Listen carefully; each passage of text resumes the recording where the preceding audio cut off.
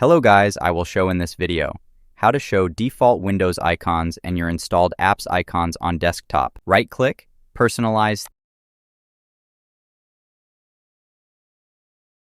themes, scroll down, desktop icon settings, select icon and apply.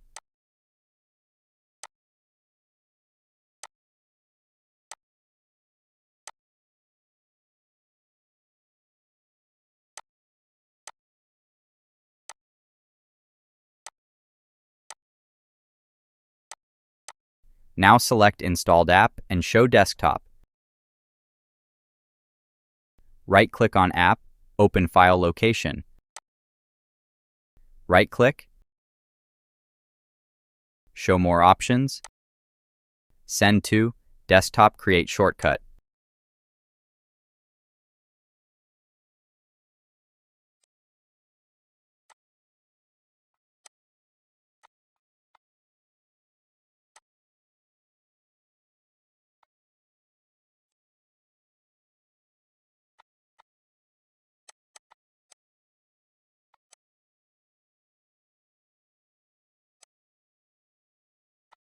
Thank you for watching.